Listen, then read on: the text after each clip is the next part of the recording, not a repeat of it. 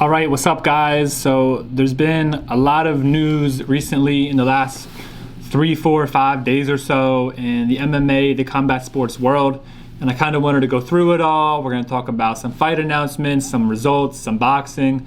So we're going to get into it all, and some interesting stuff. Spring, summer, it's looking good. So let's get into it. So Gene Silva last week KO'd his opponent. He looked great. He's an up-and-coming guy. Everyone's super excited about him. And he called out Bryce Mitchell. And, Bryce Mitchell, he said some things. A lot of people are unhappy with Bryce Mitchell. And Bryce Mitchell, look, he's not ducking anybody. He's taking on Ilia Topuria. He's taking on Josh Emmett. And he accepted Gene Silva's call out. He got excited about it. He said, I'm down to fight Gene Silva. He said, you're not a lord. Bryce seemed upset with some things. And Gene Silva said, yep, give me the fight. And it's going down in Miami. That's a big fight for that card. I was thinking that card needed 1 or 2 more things. And Gene Silva called his shot. And this is a great chance for him to get up the rankings. And look, I'm going to save me. Bryce Mitchell can grapple Gene Silva. This is going to be a big, bad KO for Gene Silva against Bryce Mitchell. Because people can defend takedowns from Mitchell. Dan Ige was defending Bryce Mitchell, he's a good grappler, sure. He's not this elite grappler. Gene Silva, yeah, he was getting taken down against Charles Jourdain. He was getting back up, though. And it seemed like he was just so unconcerned or unbothered with it. He's like, oh, Charles Jourdain, he's taking me down. I'm going to get up in a second. Right? I liked the grappling defense that I saw in that fight, even though it wasn't shucking him off immediately. I thought he looked like a good grappler in that fight, and he just seemed so unbothered with it. And Bryce Mitchell is a good grappler, yes.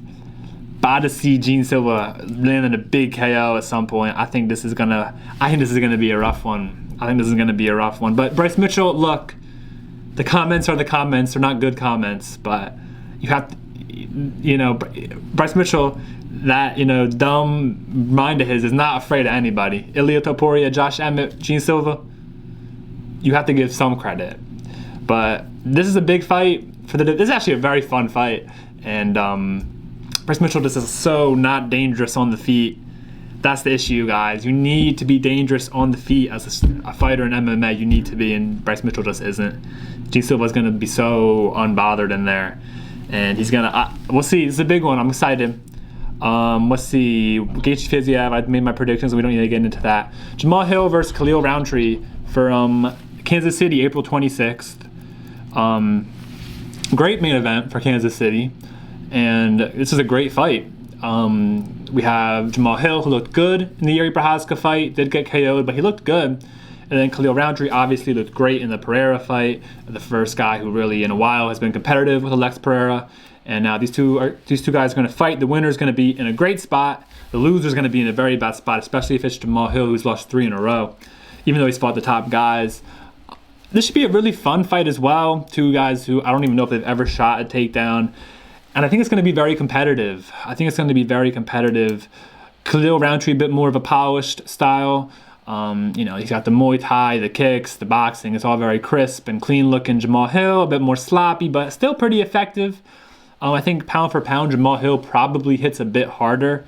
I think Jamal Hill, he's good in the clinch. He's got the knees. He's got some good punches. I'll probably lean Roundtree. I think he's a bit quicker. But I think Jamal Hill could definitely win by KO. Because Jamal Hill actually has a good chin too. I don't want to, even though he got KO'd by Yuri, he took a lot of punches from Yuri. He took a lot of damage. He kept fighting. I think this fight is razor close. I think there might be a KO, so it may not look razor close. But I'm probably going to go with Roundtree, barely. I just think he's a bit cleaner. And faster and sharper and more technical. But that's a fun fight. Let's see if there's any other news that I want to talk about from ESPN MMA. We did have the UFC Apex card yesterday. Manel Kape won. Guys, my picks, I didn't make any picks for this card, but I swear I won like every prediction. I picked Sam Patterson. I picked Cody Brundage. I should have gambled. I would have done very well. But maybe I need to start making predictions for all these fight nights I do. But now Manel Kape won. Should be next for Pantoja after. I guess they're doing the Kai Kara France next. Should be next for Pantoja. I want to see Pantoja move up and face Merab, something like that. But yeah, so that's we also have this Bo Nickel tweeting out anyone doing anything May 3rd. That's the UFC Iowa card. I believe they're in Des Moines, which is pretty cool. We don't really see Iowa get any UFC cards ever. But they got corn out there. They got good gritty farmers, and I'm going to say this about Iowa. They make those white people a little bit different out there. Cooper DeJean, Caitlin Clark. I mean, there's something out in the water. Those white people are athletic in Iowa. But this seems like it's going to be a great card. We already have Corey Sandhagen, Marlon Vera. I'm sorry, we already have Sandhagen, Figueiredo. Now, the rumor is they're going to do Bo Nickel versus Rainier de Ritter. That's the rumor. So that's a big step up for Bo Nickel facing Rainier de Ritter. And guys, I've been saying it for a while. I think Bo Nickel is just not that good. I think he's overrated. He looked bad in the Paul Craig fight. You should be able to knock out Paul Craig if you're standing with him. Then the Brundage fight, he's missing takedowns. Brundage is getting up. I mean, I don't think he's that good. I'm just going to say it would be interesting to see him face an offensive grappler. Like, to see him face a Chimaev. I think that's where it's interesting with Bo Nickel, to see how his defensive grappling is versus some of these, big grapplers. It's really just Chimaev, really, to see could he stop the takedowns of Khamzat Chimaev. But Khamzat would win on the feet, even. So I'm going to, he almost lost to Paul Craig on the feet. I'm going to go with the Ritter here. I'm going to go with the Ritter, jiu-jitsu guy, big frame, decent sloppy striking, good grappling. The Ritter will probably win that fight, but this Iowa card is looking very good. We also have Marlon Vera versus Mario Bautista. Look, we're all mad at Bautista after, just kind of the boring fight versus Aldo. The issue with Marlon Vera is, I think Marlon Vera is good enough to win, but he has output issues. Right, he gets taken down easily in the first round. I think Vera could win, but his output issues worry me because Bautista he'll get at it right away. So that's gonna be a close one. But this Iowa card is great. Shout out to the people in Iowa. So yeah, that's kind of recent UFC recaps. I'm trying to think if there's anything else. I don't think so. But I also want to talk about boxing real quick. So there's this Times Square card in New York City. Is that going to be outside? I'm not really sure how a card in Times Square works, but it's going to be one of those Saudi influence cards. Turki Al-Sheikh, he's back. He's doing something here. And this is a pretty interesting card. We have Ryan Garcia versus Rolly Romero, but it's kind of like a meme fight. Look, I like Rolly Romero. The Tank fight that built up was super fun. He actually looked good early on in that fight. He landed a few good punches.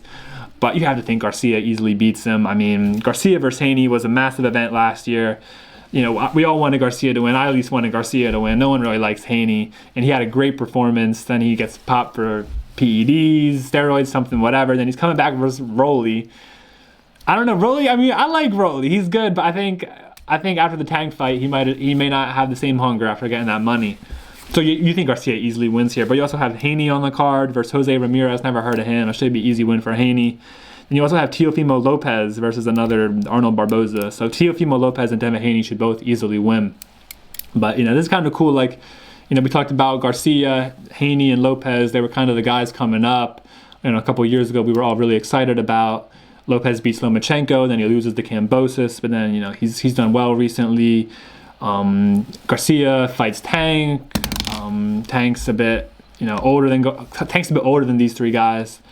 There's also the weight discrepancy. Garcia gets KO'd, then we kind of think maybe Haney's the best one, but then he has the close fight with Lomachenko. Then he beats, I don't know, who did he beat? He beats Kambosos.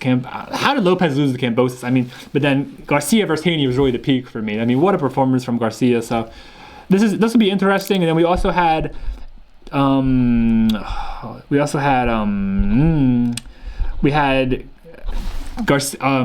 Tank Davis versus Lamont Roach was a majority draw, which is interesting. I think Roach was a big underdog, and they drew. I heard people saying maybe Roach should have won. There was the controversy where Tank, he gets something in his eye, grease or something, and he takes the knee. Normally knees are ruled knockdown, so it's kind of weird.